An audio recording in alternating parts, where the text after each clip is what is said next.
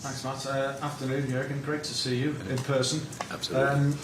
So many games over the next month or so, isn't there? I suspect most of your squad are going to be involved and called upon at some stage. Do you feel a little better in terms of players coming back from injury after midweek as well? Do you feel better where you are now with your squad? I know there's a few obvious exceptions with Harvey Elliott and Firmino. Yeah, no, but yes, the only problem what we have just for now. But for now, yes, it's much better because a week or 10 days ago we had pretty much 2.5 midfielders, and now that looks different. We could use the Porto game to give some minutes, to give some rest, and so now we have first time for a while. I have to make decisions, which is actually cool, but that's for one game, and then the rest is coming up. So, but for the moment, yes, it's right. It's better than it was 2 weeks ago, definitely. Are you scoring 2 goals in most games? I think there's only one game this season you haven't scored at least two goals in. How good have you got to be to beat Southampton on Saturday, given that they did stop Manchester City from scoring at the Etihad earlier in the season? True, and lost late against United. I think in the EFL Cup against City was a penalty shoot, if I'm right. So yeah, Ralf is obviously organising a proper team there. So for each game, and especially when they expect themselves to have probably not a majority of possession, they're really well organised. I have to say, it's a 4-4-2, but. Or at least they start very often in a 4-4-2. From time to time they change, obviously, to 5 in the back during the game. But a really well organised, a very well drilled team, and that's the problem you have. So you need to be creative, but to break them down is really tricky. They don't concede a lot of shots on target. That's the thing. One of the issues we have to find solutions for. But that's exactly why we meet at Saturday afternoons, that we find solutions for these kind of things, and it will be again, thank God, then not for a while, but the last home game for a few days, for 10 days or so, or longer. But it is a home game, and I hope we really use that and enjoy that and create the right atmosphere, because that will be essential. That when you need to be ready to lose balls in tricky moments against Southampton because of the organisation. Then in the ideal world you win them back immediately. If not, then you will face a counter-attack or whatever. But they are not only a counter-attacking team. With the possession they have to do some smart stuff. Really active fullbacks, good footballing, wingers who come more or less inside, play in the half spaces. Whoever will be the strikers, but all of them good on the ball, a proper threat, and that's it. It's a good football team, I have to say. But the Premier League is that strong that even if you're a good football team, you are not then in the top part of the table. You still have to fight for each point. But that's what Southampton is doing, and so we know about the job, what we have to do.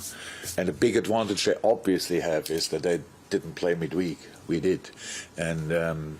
We always said Wednesday, Saturday is not the best rhythm, but it's the rhythm we have, and so we need to be as refreshed and as recovered as somehow possible, and then be ready for a proper fight.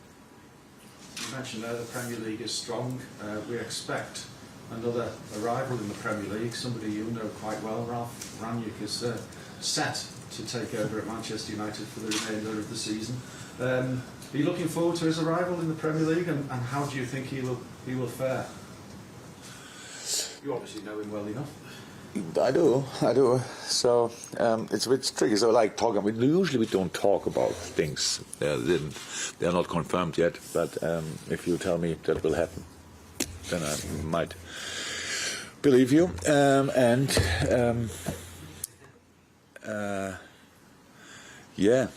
Unfortunately, a good coach is coming to England, so that's how it is to Manchester United. So Ralf is obviously a really experienced manager, built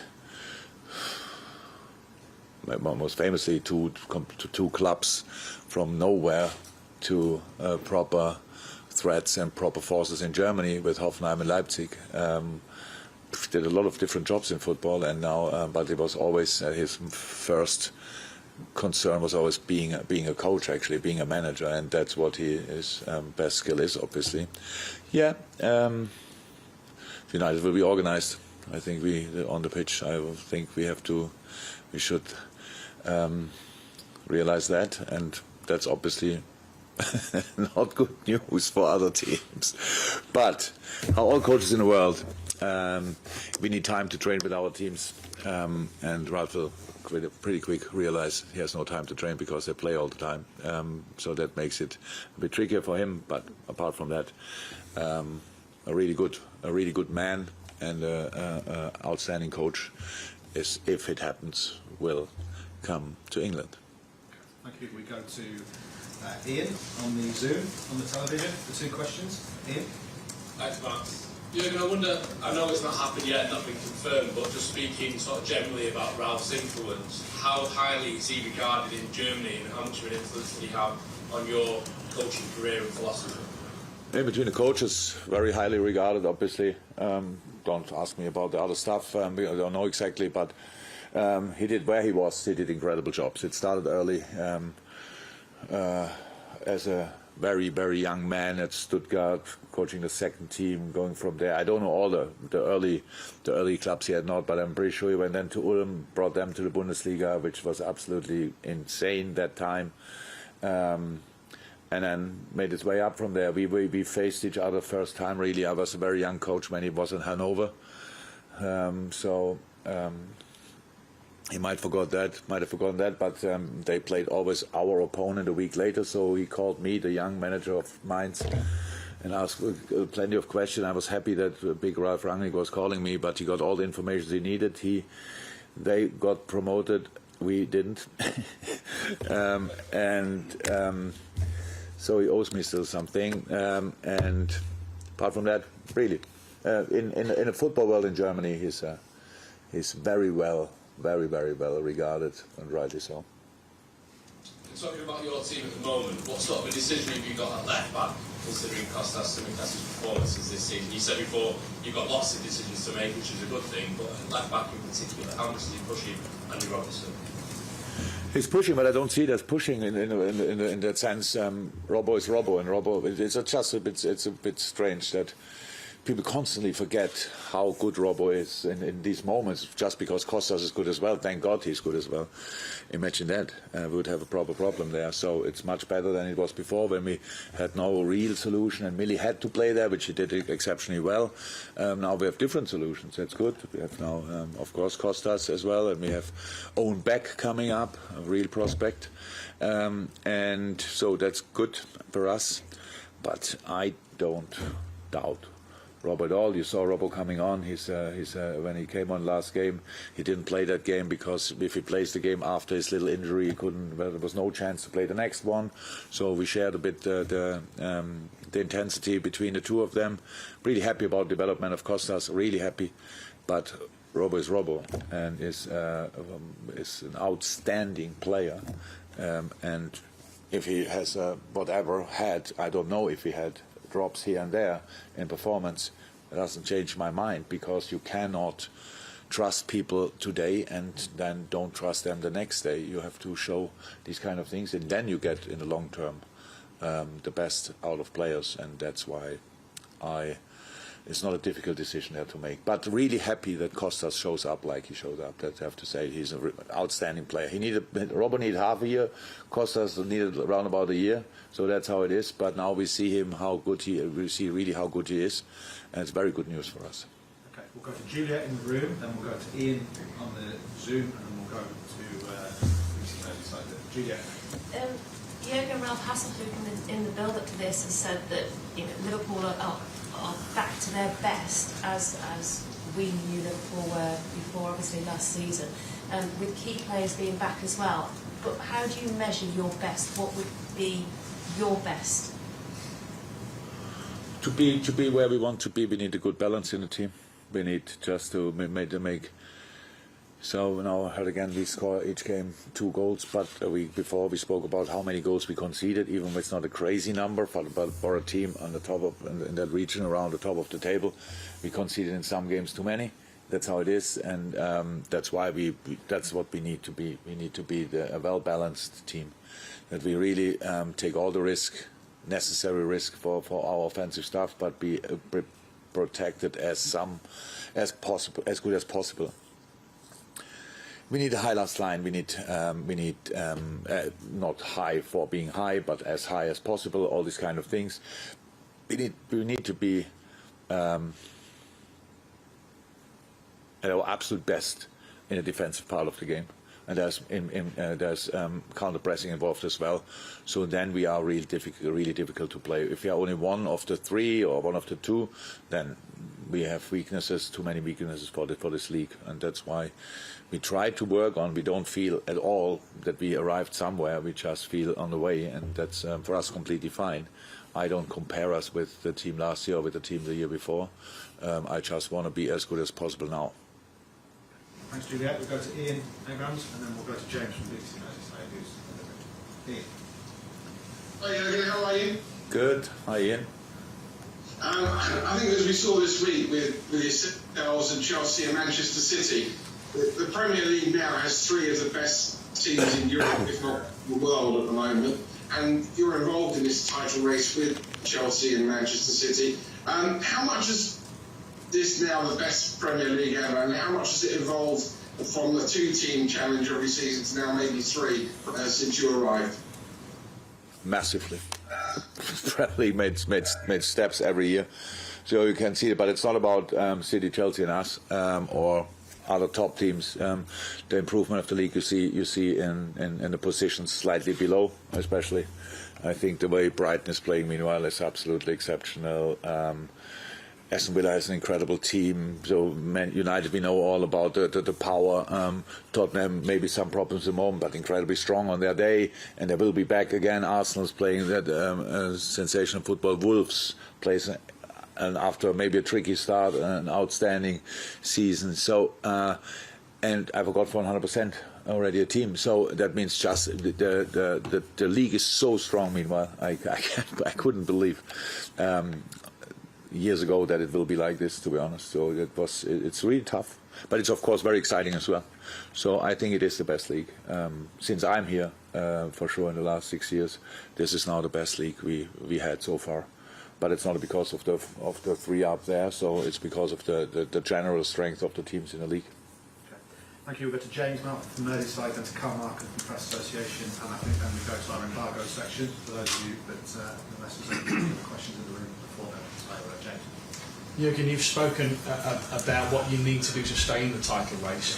How key is it to keep Thiago fit to do that? And I wondered if you can give us an insight into how you manage him to maintain his fitness. Thiago is an incredibly good player for us, of course, but we found solutions when he was not available, and we have to find solutions. It's not about one player out or in. We have the quality of our team when our midfielders are fit. So let's just talk about midfielders, and we have an incredible choice, to be honest, of players there. And Thiago has a very specific skill set, absolutely, and is very helpful on the pitch when he has rhythm and all that stuff. So that's the challenge we face. Give him. Make sure he can gain rhythm, but not overdo it. But we have that with all the players pretty much, and that's the challenge we face all the time, especially with the amount of games coming up. So that's why we took him off again now this game, just to not get him the chance to get in get too tired in a game where then the injuries might happen. So that's it. We have the similar thing to do with Ox a little bit after a long period. He played now a lot of games. We have to think about the same stuff. Others come back from injury.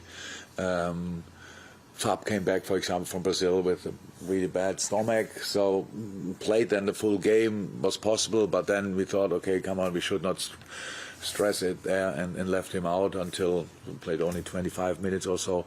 Hendo came back injured from the national team. Robbo came back injured from the national team. So that's how you have to get through these games. And again, the Wednesday, Saturday is always a time where we have to really think about how can we change. When it's Saturday, Wednesday, it's completely different. It's a day more. That's what you need. But Wednesday, Saturday, after all the games we played, we have to really think about. Thank Thank you, Carl. And that will conclude the open part of the press conference. Just for those of you who are filing, we'll make that clear. Jürgen, I don't know how aware you are of some of the details in the fan-led review into football that was published this week. One of the proposals was a 10% levy on transfers to help clubs lower down the football pyramid. I'm just wondering how you feel about the distribution of wealth in that case. In general, I like that this kind of things get reviewed. I heard this morning really properly about it, but not properly. But I heard it's 170 pages, so I had no time to go through that yet. But in general, I understand the issue. I understand the desire to change something. Yeah, but I think there's a lot we could change to improve lower league or even non-league football, especially. I think in the professional part, English football is in a really good place. Incredible amount of talents coming out of the academies, really incredible amount of talents. We see it here, but we see in other clubs as well.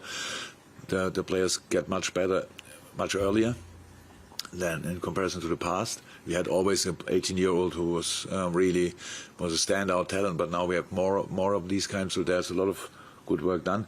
But of course, for grassroots and or non-league football, there's for sure a lot to do, or even for League One and League Two. I'm not too much in the subject, but I can imagine there's a lot of the help needed as well. Yeah, but how I said, I need a summary. Probably I will not read the whole 170 pages, but I only heard this morning about it. Can I just quickly ask about player fitness in terms of players you're still missing? Cato, Gomez, Jones and Firmino. Any closer with any of those? Harvey as well. Maybe Harvey, Yeah, so that's it. Nothing happened since at least my phone didn't ring this morning about any kind of issues. So the players who were involved in the squad last game against Porto should be available again. Thanks, guys.